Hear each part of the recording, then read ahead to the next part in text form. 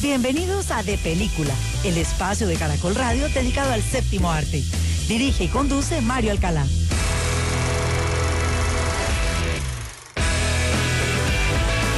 En De Película, el estreno.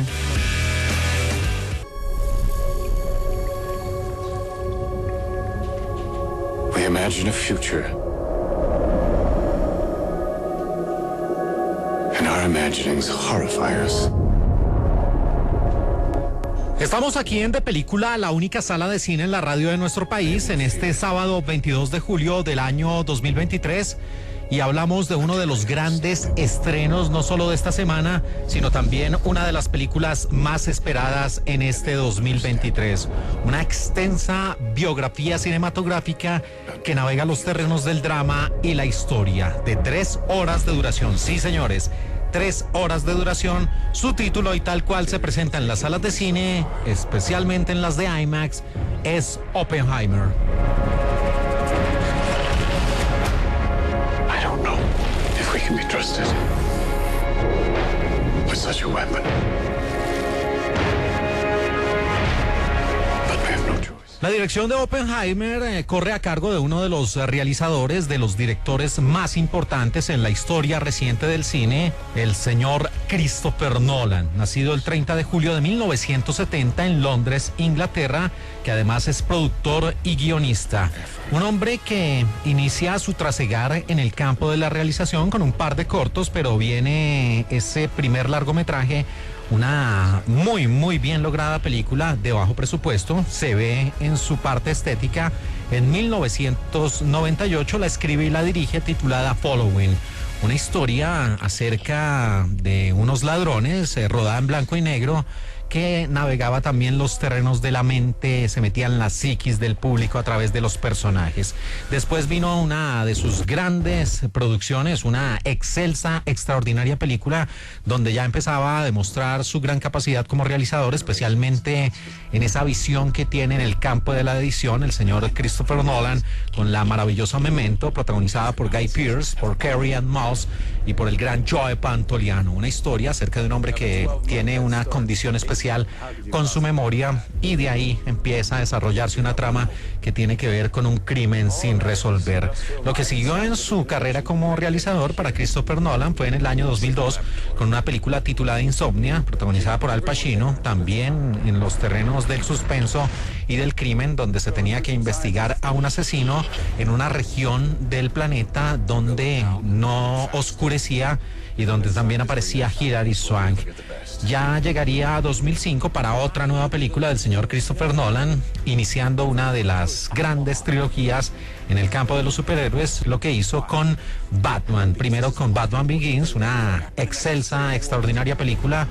Después en 2008 con El Caballero Oscuro o The Dark Knight, y para cerrar esa trilogía con The Dark Knight Rises en el año 2012. Hay que decir que, por supuesto, nos entregó una de las mejores películas, no solo de los superhéroes, sino de toda la historia del cine en 2008 con ese Caballero Oscuro The Dark Knight, con el gran protagónico de Christian Bale y ese supervillano ya fallecido Heath Ledger.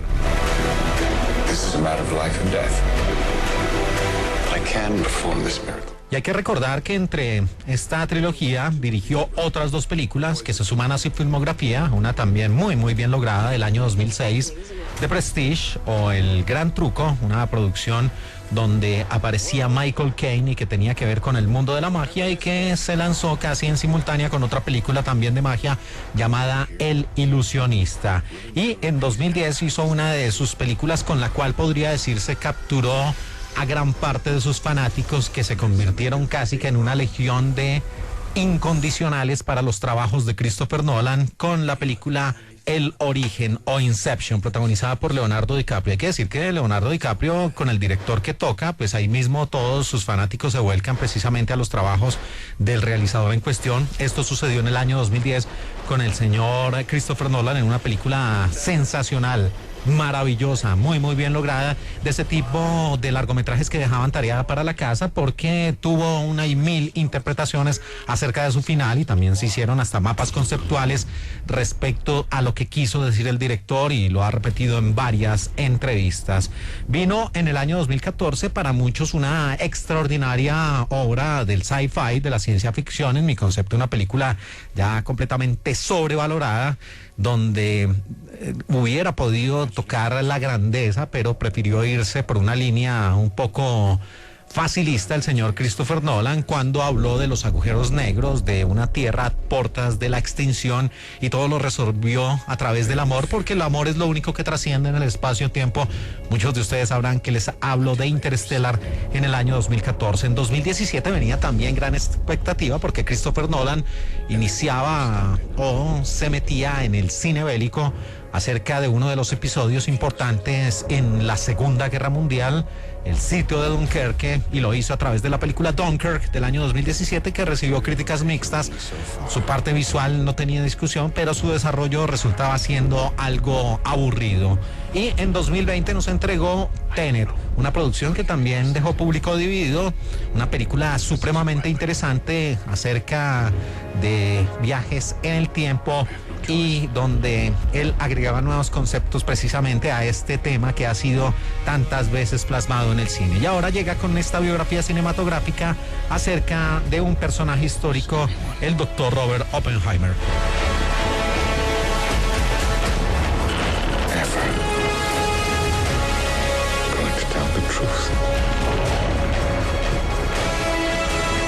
Y la historia tiene que ver con el señor Julius Robert Oppenheimer, un hombre que nació en Nueva York el 22 de abril de 1904 y que falleció el 18 de febrero de 1967, un físico teórico estadounidense.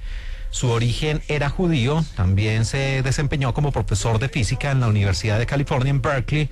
Fue una de las personas a menudo nombradas como padre de la bomba atómica, y sobre esto hace énfasis la película. Incluso se muestra una portada de la época de la revista Time. Esto debido a su destacada participación en el famoso Proyecto Manhattan, el proyecto que consiguió desarrollar las primeras armas nucleares de la historia durante la Segunda Guerra Mundial, la primera bomba nuclear, y de lo que habla en gran parte del metraje esta película fue la detonada el 16 de julio de 1945 en la prueba Trinity, en una región de los Estados Unidos, en Nuevo México. Oppenheimer declararía más tarde que le vinieron a la mente las palabras de el Bhagavad Gita: ahora me he convertido en la muerte. Es precisamente aquí en De Película de Caracol Radio. Escuchemos al propio Robert Oppenheimer, la voz del personaje original, hablando sobre ese destructor de mundos, donde él mismo pronunció esas palabras. Sabíamos que el mundo no sería el mismo. Algunas personas rieron. Algunas personas lloraron. La mayoría se quedó en silencio.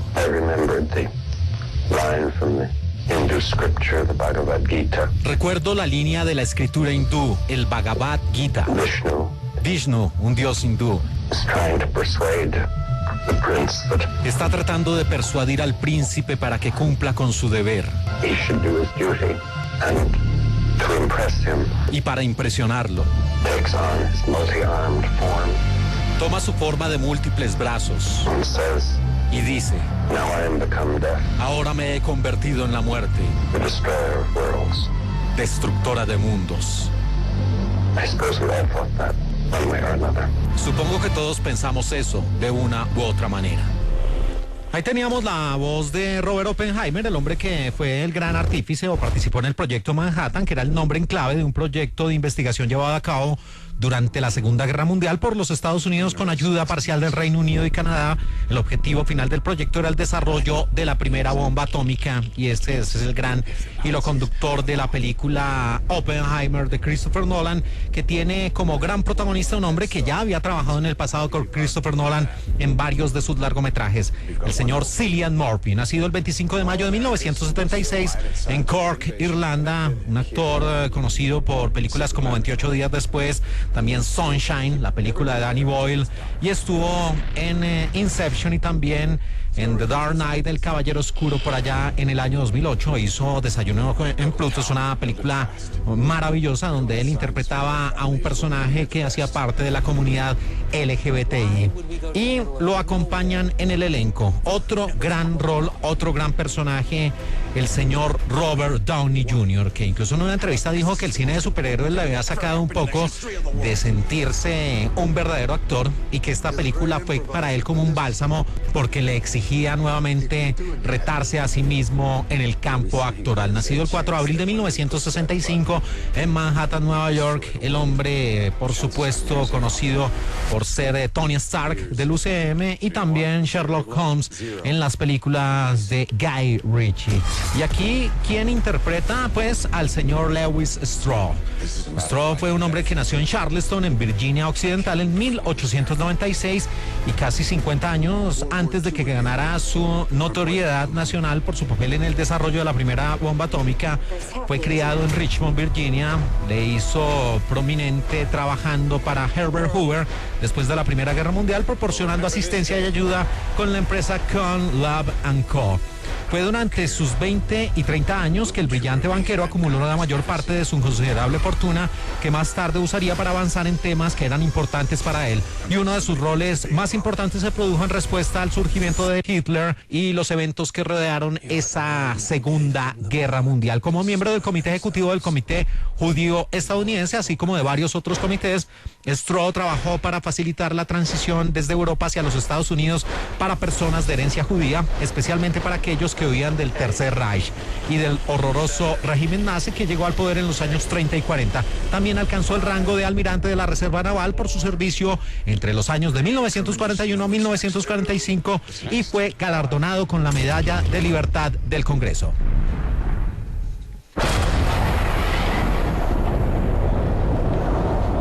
Sí, todas estas explosiones tienen que ver con el famoso Proyecto Manhattan y esa Torre Trinity ahí en Nuevo México. Y otro de los grandes actores que aparece en este reparto y que interpreta a un personaje de la vida real es el carismático Matt Damon, nacido el 8 de octubre de 1970 en Boston, Massachusetts, en los Estados Unidos. Productor, actor, el famoso e indomable Will Hunting, también el hombre de la supremacía Bourne, Mark de The Martian, El Marciano, y el famoso Tom Ripley de el talentoso señor Ripley, esa inolvidable película de 1999. Y él aquí interpreta al señor Leslie Richard Groves Jr., nacido en Albany, estado de Nueva York, el 17 de agosto de 1896 y que murió el 13 de julio de 1970. Un miembro del ejército, ingeniero, constructor estadounidense.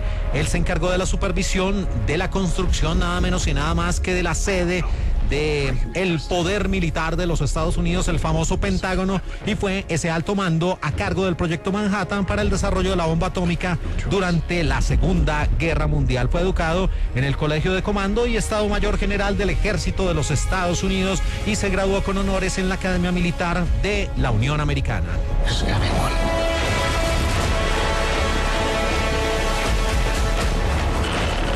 Bueno, y este reparto, por supuesto, también tiene la presencia femenina a cargo de dos mujeres absolutamente talentosas, hermosas, bellísimas.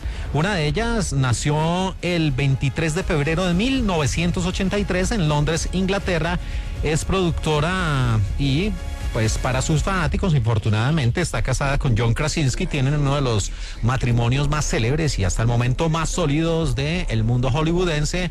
Con el señor Krasinski, ella tiene dos niños. Se trata de la preciosa, hermosa Emily Blunt. Sí, la famosa Rita de Al filo del mañana. También ella estuvo en Destino Oculto, precisamente con Matt Damon. Estuvo en El Diablo se viste de Prada, donde era esa odiosa Emily. Y la hemos visto junto con su esposo en A Quiet Place, un lugar tranquilo, en las entregas de 2018 y 2020. How could you possibly know that? We've got one hope.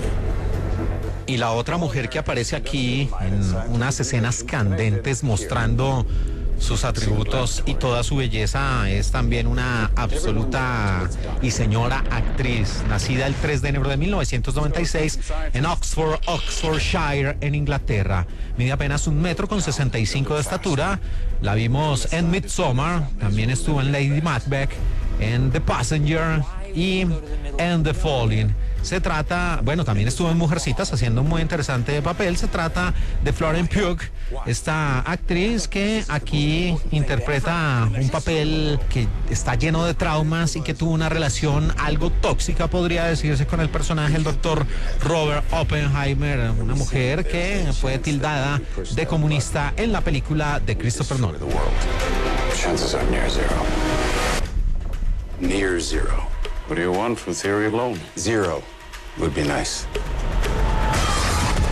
Y antes de hablar de la historia que nos trae Oppenheimer, la película de Christopher Nolan, hay que hablar de algo que se hace énfasis a lo largo de varios minutos de la película, especialmente en esos primeros créditos, y se hace una alusión directamente a Zeus y a Prometeo. Y aquí leemos un cuento corto acerca de por qué se utiliza tanto esa comparación, ese símil entre esa mitología de los dioses y esta historia de Oppenheimer. Fue el día que Prometeo se encontró a Zeus echando una siesta en el Olimpo. Zeus tenía a su lado una pequeña hoguera a la que no dejaba acercarse a nadie. Cuando Prometeo se dio cuenta de que Zeus estaba tan profundamente dormido que hasta roncaba, se dio prisa. Cogió una rama de un árbol y la acercó a la hoguera. La rama empezó a arder y Prometeo salió disparado para entregarles a los hombres el fuego. El resto fue fácil, porque los hombres cogieron la rama ardiendo que les dio Prometeo y con ella pudieron hacer muchas hogueras por todo el mundo para que nunca se apagara. Pero cuando Zeus despertó de la siesta y vio a toda la humanidad calentándose y cocinándose, enfadó y buscó al culpable para castigarle. ¿Quién me ha robado el fuego?, gritó Zeus, y el grito resonó en todo el mundo. He sido yo, dijo Prometeo, que no estaba dispuesto a que otros pagaran su castigo, y el castigo fue duro. Zeus encadenó a Prometeo a una roca, lejos en el Cáucaso. A pesar de que el titán tenía mucha fuerza, no podía soltarse de las cadenas, pero el peor suplicio era que un águila llegaba de madrugada para comerle el hígado a Prometeo. Por la noche el hígado se regeneraba y a la mañana siguiente vuelta a empezar con el desayuno del águila. Así estuvo Prometeo años, décadas y siglos. Todo el mundo le pedía a Zeus que le levantara el castigo, pero Zeus no cedía porque seguía enfadado con Prometeo. Tuvo que venir el héroe Hércules, que pasó por aquella roca por casualidad para liberar a Prometeo de sus cadenas, aunque Zeus nunca más volvió a dirigir la palabra al titán que le robó el fuego.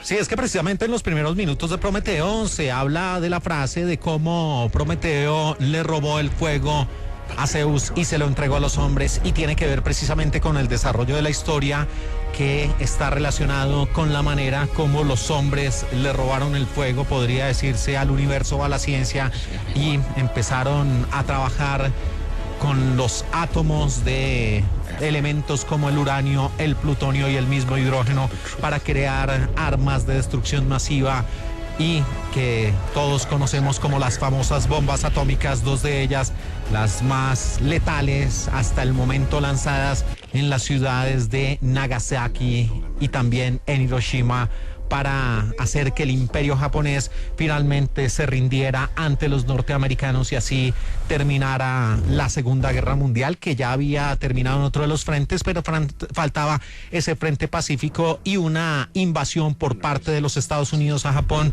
supondría gran cantidad de recursos y también de vidas para poder doblegar precisamente a los nipones, y por eso empezó a desarrollarse estas bombas atómicas, y también por el miedo de que se les adelantaran a los norteamericanos tanto los nazis, el enemigo a vencer, como los propios soviéticos, que en ese momento hasta cierto punto fueron aliados, pero que después se convirtieron en los grandes enemigos, y daría inicio a la famosa Guerra Fría. Pero también aquí en De Película de Caracol Radio hacemos recuento acerca de otra producción que resulta siendo interesante, importante hablar de ella, precisamente porque no es la primera ni será la última vez que se hable acerca del Proyecto Manhattan y también de la Segunda Guerra Mundial y de las bombas atómicas. Y eso sucedió por allá en 1989 con los sonidos de esta película. So now we tickle the tail of the dragon. All right, take her up. I can only hope the uranium slug doesn't get stuck in the pile. If it does, we'll probably all evaporate. What's the reading? 1.19K. Okay. Waiting on your word. Meter's ready. Ready when you are. Let's go. Y estos sonidos en su idioma original pertenecen a una producción de 1989, navegando los terrenos del cine bélico y el drama, hablada en inglés, de 120 minutos de duración, producida y distribuida por la Paramount Pictures. Su título, Fat Man and Little Boy, que hace alusión directa a los nombres de las dos bombas atómicas lanzadas en el Japón, Fat Man, o el hombre gordo, y Little Boy, o el pequeño. Michael. Hey, Michael. You got a moment? They won't let me in this damn place.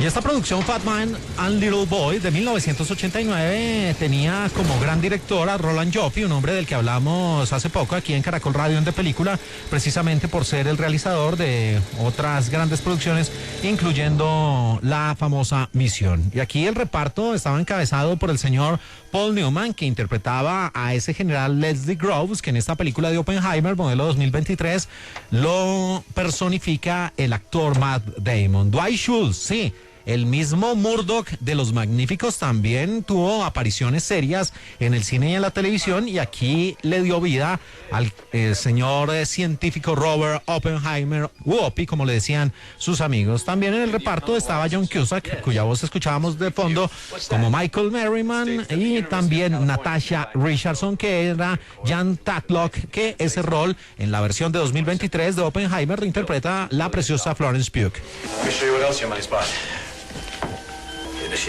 Y ya pasando a la historia, el argumento de esta película se acerca en parte a esos sucesos que ocurrieron durante la investigación por parte de los aliados, de los estadounidenses, en compañía de miembros del ejército británico y también de Canadá, para lograr construir antes que los nazis y que los soviéticos un arma nuclear durante el desarrollo de la Segunda Guerra Mundial.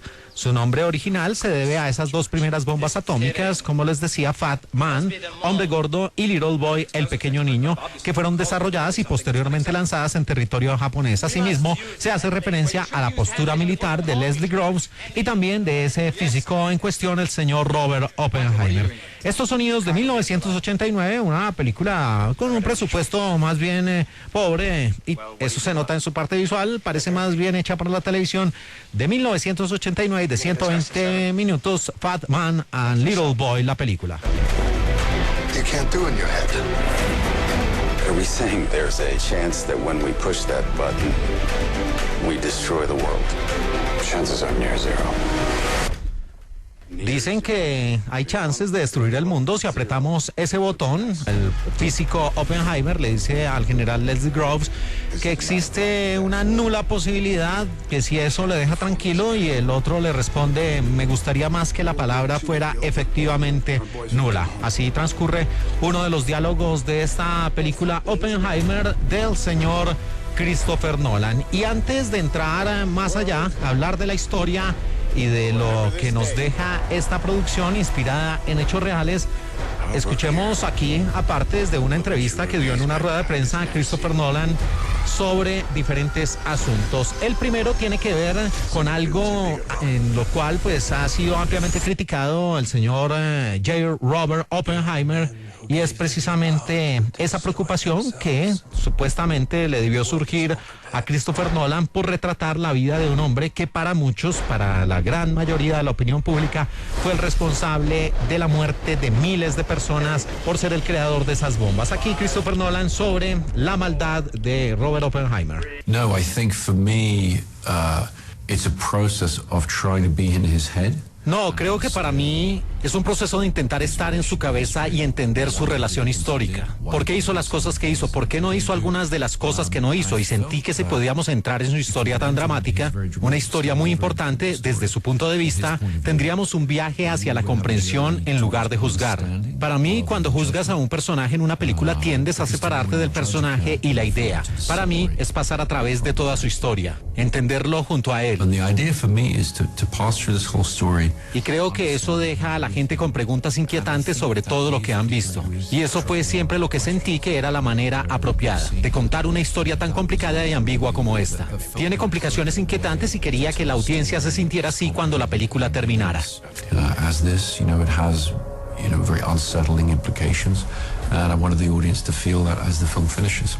Y también aquí en De Película de Caracol Radio escuchamos al propio Christopher Nolan, el director de Oppenheimer, hablando sobre el guión, sobre la escritura, pero principalmente, esencialmente, sobre dos aspectos que saltan a la vista del público que observe, que visualice esta película, especialmente en las salas de cine con tecnología IMAX. Y tiene que ver también con el uso de los colores, porque en parte del metraje aparecen las imágenes a color y en otras en blanco y negro. Sobre esto habla Christopher Nolan. Well, for me, when I embark on a project, Cuando me embarco en un proyecto, veo cuál es la historia, cuál es el conflicto, pero desde un punto de vista estructural, necesito tener todo eso resuelto antes de empezar a escribir. En el caso de Oppenheimer, es un cambio de contraste entre un punto de vista subjetivo en primera persona muy intenso, donde estamos en su cabeza. Esas son las escenas a color.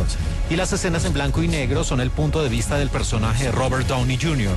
Es un personaje llamado Louis Strauss que tenía una relación muy interesante con Oppenheimer, pero nos da una especie de visión más objetiva de Oppenheimer. Y usa el blanco y negro para que el público estuviese subliminalmente o algo que no interfiriera cuando están viendo la película o con el impulso de la película que le diera la sensación de en qué lado de la historia están en ese momento en concreto. the feeling of, which side of the story they're in at that particular moment. Y por supuesto, lo que ha aparecido en los trailers, en los avances de esta película, y uno de los puntos culmen, de los pocos que tiene esta Oppenheimer modelo 2023, y tiene que ver con esa prueba, esa primera bomba que estalla en la Torre Trinity en Nuevo México, y donde estaban puestas las esperanzas de muchas personas para que tanta inversión de miles de millones de dólares, tantas horas de trabajo y de varios científicos que fueron reclutados a lo largo y ancho del planeta, dieran fruto todas esas investigaciones simplemente con esa explosión que se dio. Y esa escena resulta siendo importante, y sobre parte del rodaje de esa secuencia habla Christopher Nolan. Well, I don't want to give away all the tricks before people have seen it. Bueno, no quiero revelar mis trucos antes de que la gente la haya visto, pero lo que hicimos es que decidimos no usar gráficos por computador porque, aunque son muy versátiles, tienden a hacerme sentir un poco anodino, un poco seguro, y necesitábamos que la prueba de Trinity tuviese amenaza y peligro, al igual que una increíble belleza. Así que reté a mi equipo para que viniera con métodos experimentales de técnicas analógicas, algunas involucrando cosas microscópicas muy pequeñas que fueron magnificadas, algunas involucrando efectos explosivos enormes hechos en el set, con los que los actores podían interactuar. Es una escena complicada con una combinación de técnicas diferentes para crear las imágenes. To create the imagery. But I think Pero creo que la efectividad de la secuencia depende de la acumulación también, y va sobre ir al desierto. Construimos nuestra versión de la Torre Trinity. Llevamos a los actores ahí, fuera, en medio de la noche con los búnkers, experimentaron esa cuenta atrás, esa tensión, cómo fue estar ahí. Es la acumulación, el proceso, el procedimiento, todas las precauciones de seguridad, los interruptores que se lanzan, el intercambio de miradas nerviosas, la cuenta atrás en sí misma. Creo que eso es esencial para la secuencia. Convertirse en el espectáculo de la película es el punto crucial de toda la película, y era importante involucrar a la audiencia de verdad. it was important to really involve the audience in it. Tres asuntos de los cuales teníamos la voz de Christopher Nolan en una de las ruedas de prensa, de las tantas que dio promocionando esta producción Oppenheimer, acerca de la preocupación por retratar a un hombre que para muchos fue el responsable de la muerte de miles de personas, también el uso de los colores y del blanco y negro para retratar mejor su historia, y también la famosa escena de esa prueba realizada en la Torre Trinity, de esa primera bomba atómica en terrenos de Nuevo México, en los Estados Unidos de América. Una pausa aquí en De Película de Caracol Radio, y ya regresamos con más de esta película Oppenheimer modelo 2023, la más reciente producción de Christopher Nolan. 5, 4, 3, Truman needs to know what's next. 2, What's next? 1.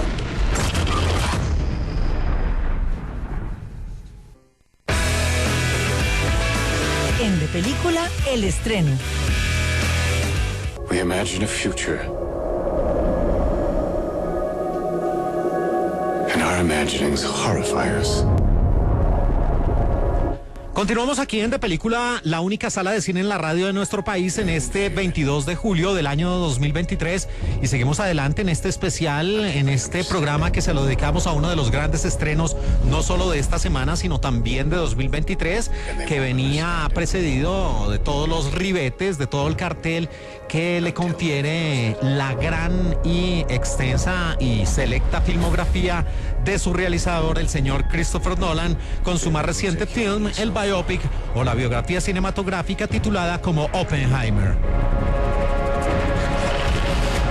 Sí, y es que tiene que ver precisamente con el padre para muchos de la bomba atómica, y además de los actores que nombramos en nuestro primer tramo acerca de Oppenheimer, también tenemos que resaltar la presencia de otros grandes artistas, incluyendo a Alden Ehrenreich, el hombre que estuvo en Exóticas Criaturas y que infortunadamente para su carrera fue el famoso Han Solo en esa película de origen totalmente innecesaria dentro del universo de Star Wars. Aparece Jason Clarke, tremendo actor que alguna vez fue un oficial nazi en una película acerca de Heinrich Himmler.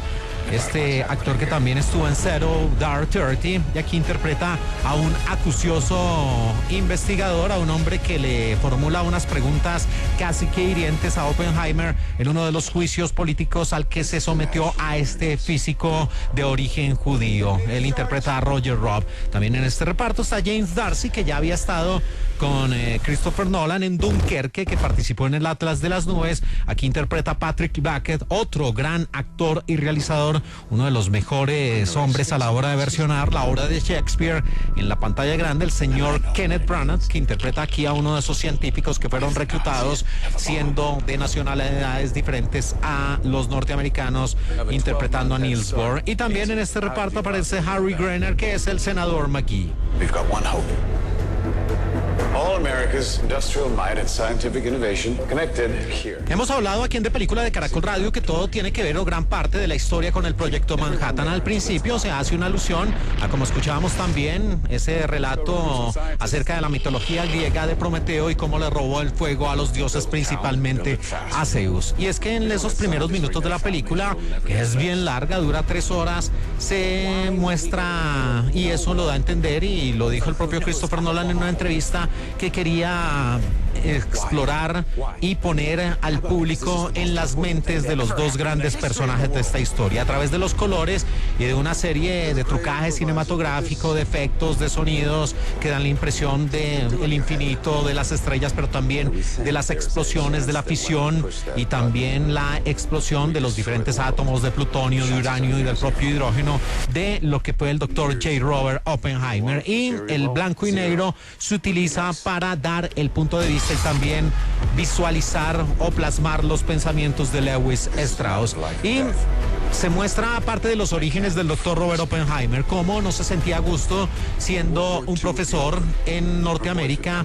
Prácticamente veía que no tenía algún tipo de reto que lo obligara a crecer más como profesional, como científico, como físico, y por el contrario apuntaba sus ojos, su vista hacia Europa, donde se estaban dando mejores resultados. Su gobierno trata de convencerlo y decirle que las mejores universidades están precisamente en suelo norteamericano, y él dice que están ahí porque él las creó. Finalmente empieza una travesía, una exploración por diferentes partes del mundo, especialmente en Europa, y allí se relaciona con otros científicos. Pero viene una parte importante en el desarrollo de esta flojísima trama y tiene que ver en el momento en el cual el empresario Lewis Strauss, protagonizado por Robert Downey Jr., lo convoca para que sea el abanderado de un importante proyecto. Y allí viene una de esas escenas que Pienso y supongo como espectador de cine y como fanático del séptimo arte que es la gran apuesta de Christopher Nolan para tratar de crear una sorpresa final, una gran impresión en el público, y es que en esos primeros minutos se da una efímera, una fugaz conversación entre Robert Oppenheimer y el científico Albert Einstein, que no se deja ver o no se escucha o se mantiene en secreto, y de la cual el propio personaje Levi Strauss, interpretado por Robert Downey Jr., empieza a prácticamente ser presa de la curiosidad de saber qué le dijo en esa corta conversación Robert Oppenheimer a Albert Einstein, qué le respondió y por qué a partir de ese instante el propio Einstein no fue el mismo y no fue igual de cordial con Strauss como lo era antes de esa conversación.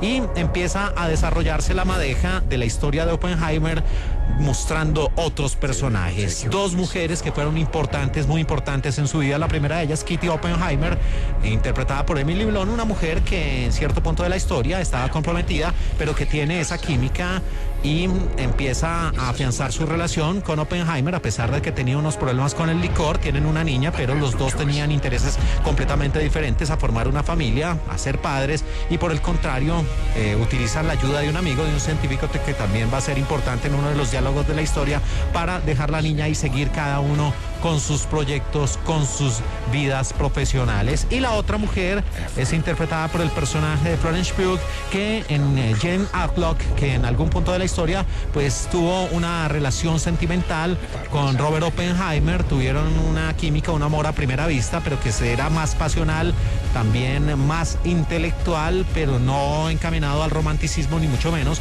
sino que encontraban esos, podría decirse, lados oscuros que surgen en las relaciones de pareja y que finalmente desahogan en las artes amatorias, en el sexo y también en los pocos encuentros que tuvieron, pero una relación que también va a tener una escena traumática porque no terminó bien, especialmente para el personaje de ella. Y de ahí en adelante también la película empieza a hacer énfasis en lo que fue el famoso Proyecto Manhattan, cómo aparece en escena ese personaje del general Leslie Groves, interpretado por Matt Damon, un hombre que fue el que construyó el Pentágono y que se hizo cargo y que empezó a decirle a Robert Oppenheimer que en tiempos de guerra las cosas no estaban fáciles para los aliados, especialmente para los Estados Unidos de América, porque fuentes de inteligencia le habían confirmado que los nazis estaban muy adelantados, años adelantados en la construcción de una bomba atómica que sería destrucción masiva y que podría inclinar favorablemente la guerra para los intereses del Tercer Reich. Por eso él le dice a Robert Oppenheimer que tiene que erigirse como el hombre que podría salvar a la humanidad, detener a los nazis, y todo con base en sus investigaciones. Lo que sucede a partir de ese momento son dos puntos en particular. El primero, empieza una carrera contra el tiempo por parte de Leslie Groves y del propio Robert Oppenheimer para reclutar una serie de científicos a lo largo y ancho del planeta, muchos de ellos exiliados de la guerra, muchos de ellos de diferentes nacionalidades, muchos de ellos que no comulgaban con las formas, con los métodos, con la doctrina por parte de los estadounidenses. Y también otro de los intereses y de los asuntos que muestra la producción es la manera en la cual en una región que era muy afín, muy del gusto de Robert Oppenheimer, en unos terrenos desérticos y también con grandes montañas, aparece en el territorio de Nuevo México, donde se construye una ciudad especialmente diseñada para erigir allí la Torre Trinity, el cuartel de operaciones, el lugar donde varios científicos van a estar en compañía de sus familias, de sus hijos, y donde van a dedicar su tiempo, su talento y sus investigaciones para el desarrollo de esas bombas atómicas, para ganarle la carrera a los rivales de los norteamericanos, de los aliados, y para poder ganar esa Segunda Guerra Mundial. You are the men who gave them the power to destroy themselves. Tú fuiste el hombre que les dio o que nos dio el poder para destruirnos a nosotros mismos, dice uno de los diálogos de esta película, que no se narra de manera lineal, sino tiene varios flashbacks, varios flash forwards, va hacia atrás, va hacia adelante, no se narra en una sola paleta de colores. Como decía el propio Christopher Nolan, los pensamientos, las imágenes en colores son el punto de vista o tratan de plasmar en la pantalla grande lo que pensaba el propio Robert Oppenheimer. Y también se muestran escenas en blanco y negro que son los pensamientos y otra visión alterna a la propia consideración que tenía sobre sí mismo Robert Oppenheimer, y esto es lo que aparece en blanco y negro. Y la película tiene varios escenarios, además de esa construcción de ese pueblo alejado de las urbes, de las concentraciones urbanas en Nuevo México. También se desarrolla un juicio político al cual asiste ya un muy mayor y que se ve algo golpeado por la vida Robert Oppenheimer, y que tiene que dar testimonio ante una suerte de corte donde le incriminan, le tratan de examinar, esculcar en su pasado, no solo como físico, como científico, sino también como hombre común y corriente, como mujeriego, como personaje que supuestamente tuvo vínculos con el comunismo, que tenía afiliación con partidos políticos de izquierda, que incluso tuvo campañas para iniciar sindicatos y para agrupar a los diferentes científicos y que alzaran la voz supuestamente contra la política norteamericana. Ese es uno de los frentes narrativos. El otro, bueno, hay que decir que estos frentes narrativos solo tienen que ver con Robert Oppenheimer. El otro frente narrativo tiene que ver con el personaje de Levi Strauss, el rol a cargo de Robert Downey Jr., cuyas imágenes en blanco y negro también tienen un símil o una comparación con un juicio político. Aquí se le hace a este almirante naval acerca de ciertas actuaciones, de cómo incluso podrían revocarle una de las condecoraciones que él recibió, y todo por, como lo explica la película, un juicio que le hacen senadores y personas importantes en la política norteamericana. Así que además de la construcción y de todo lo que se muestra relacionado con la bomba atómica, con los estudios físicos y científicos de una serie de expertos en el tema, también se hace un juicio político al propio Oppenheimer y también se hace un juicio al propio personaje de Levi Strauss. And I know what it means if the Nazis have a bomb. ¿Sabes lo que podría ocurrir si en realidad los nazis tienen una bomba? En esta producción Oppenheimer del año 2023, que precisamente sobre esas secuencias en blanco y negro, para que se rodaran, para que se filmaran con la misma calidad que el resto de la producción, Kodak, la empresa Kodak, desarrolló el primer stock de película en blanco y negro, única y exclusivamente para IMAX. El productor Charles Roven presentó la película al escritor y director Christopher Nolan y a la productora Emma Thomas, contándoles sobre el libro biográfico American Prometheus, el Prometeo americano. Intrigado por el libro, Nolan pidió leerlo. Lo que ayuda a Nolan a tomar la decisión de dirigir la película fue un libro de los discursos de Oppenheimer que le dio el actor Robert Pattinson en la fiesta de la clausura de la película de Christopher Nolan, Tenet. Matt Damon estaba en un descanso. Él se había tomado lo que podría decirse un año sabático de actuar, como una promesa que le había hecho a su esposa, con una condición: que él lo suspendería en el momento en que Christopher Nolan lo llamara.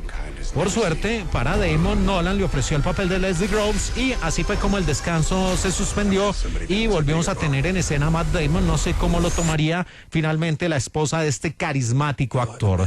Nolan reveló en una entrevista con el medio Collider que no hay tomas CGI en la película. Es un hombre que podría decirse de la vieja escuela, que incluso, como muchos de ustedes saben, fue capaz de estrellar un avión, un jumbo, en un hangar para poder rodar una de las secuencias más vibrantes de precisamente esa película Tenet.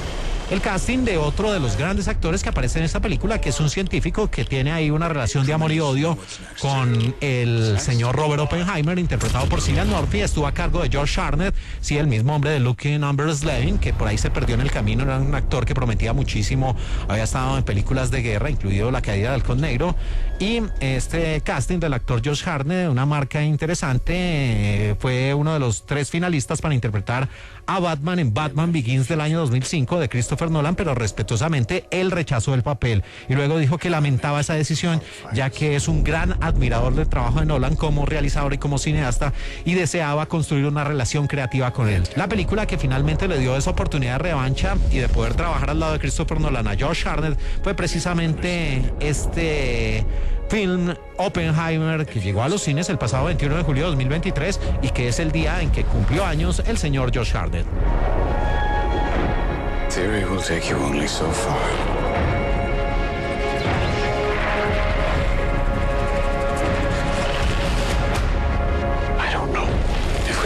Bueno, y ya pasando a lo que nos deja o los varios asuntos por los cuales esta puede ser una de las películas más pretenciosas, menos entretenidas y que muestran ya a un Christopher Nolan que pareciera no interesarle más el cine como entretenimiento, sino seguir el mismo camino de directores que prácticamente lo único que buscan es como crear su propio sello en detrimento de el gusto por parte del público, aunque en esta ocasión hay que decir que la crítica especializada, entre comillas, pues está rendida a los pies del señor Christopher Nolan, hablando maravillas de una historia que tiene varios pecados. El primero de ellos, una película excesiva, insufrible, extremadamente larga, que no se justifica en ningún momento por qué el tanto de su duración. Sí, muchos dirán que es que pues él hace un examen a profundidad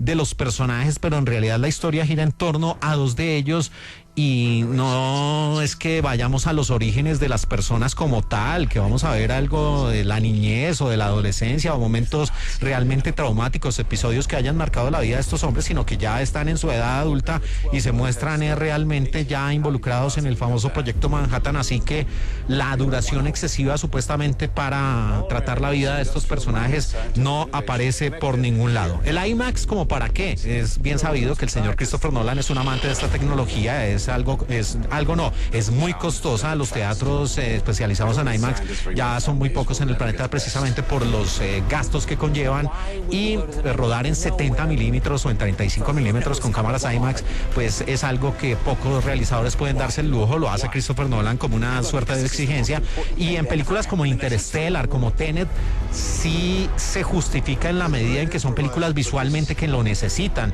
recrear agujeros negros, la destrucción del planeta o viajes en el tiempo como lo hizo Tenet, pues ahí sí entra a jugar un papel importante el IMAX.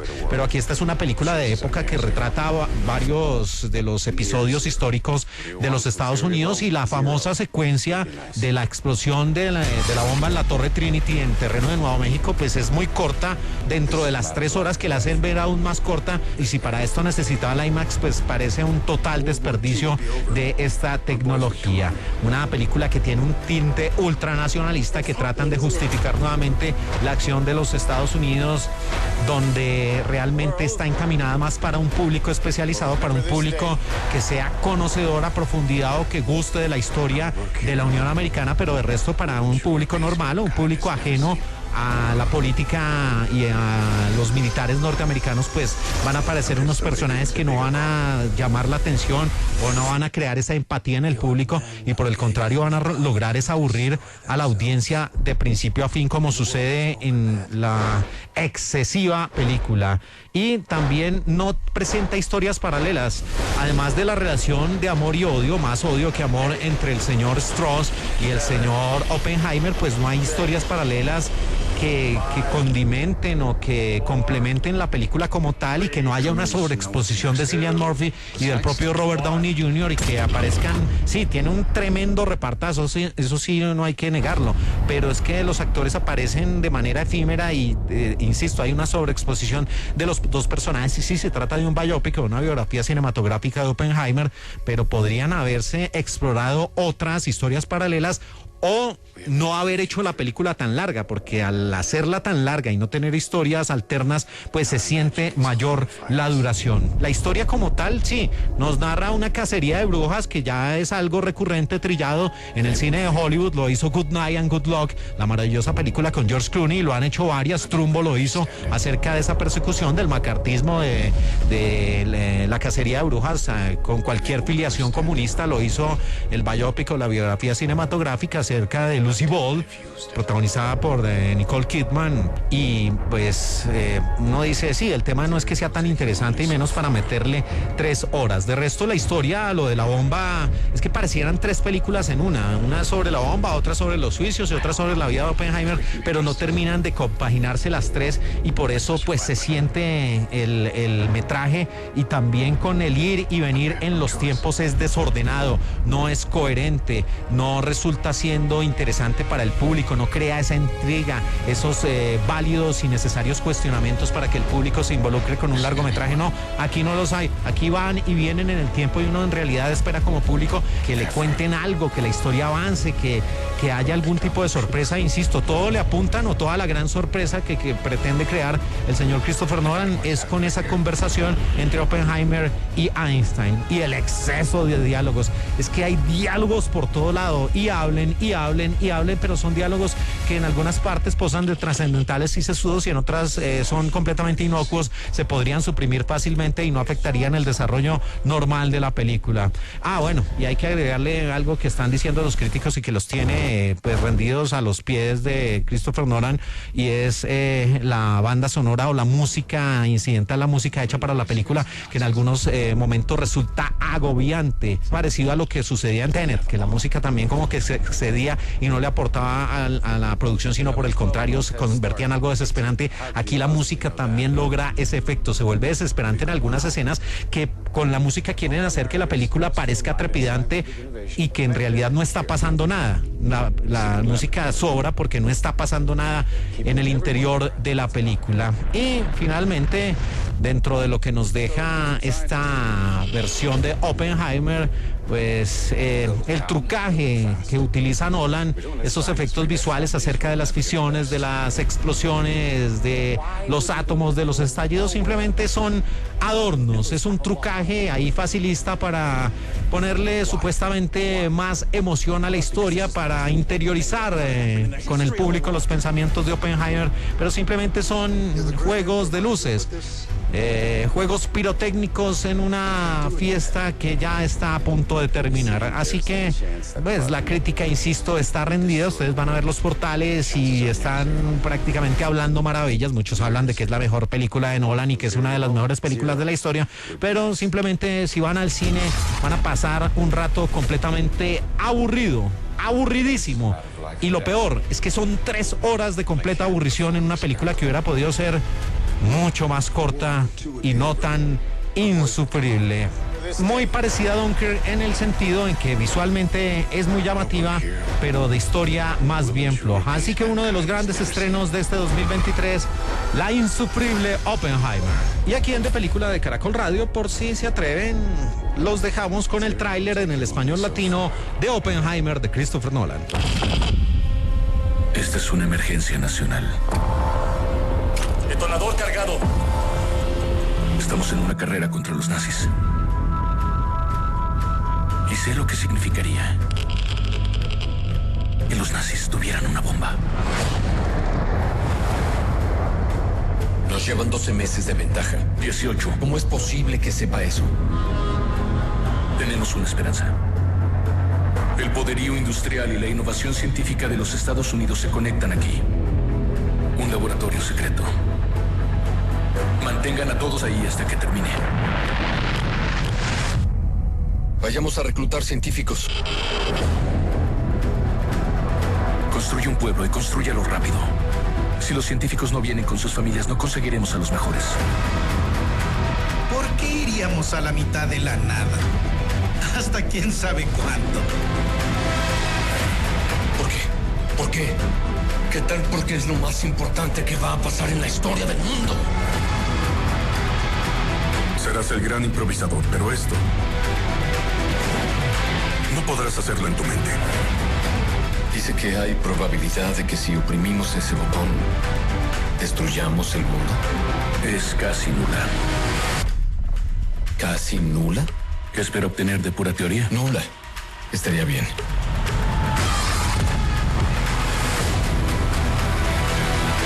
Es una cuestión de vida o muerte.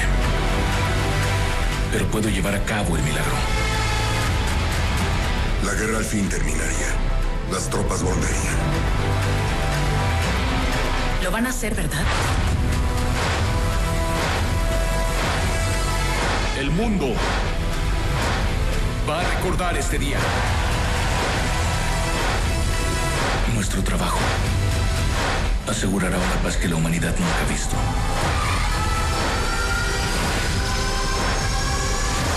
Hasta que alguien haga una bomba más grande. Usted es el hombre que les dio el poder para destruirse a sí mismos. Y el mundo no está preparado.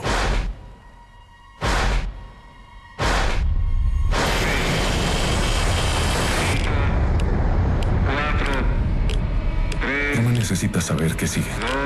¿Qué sigue?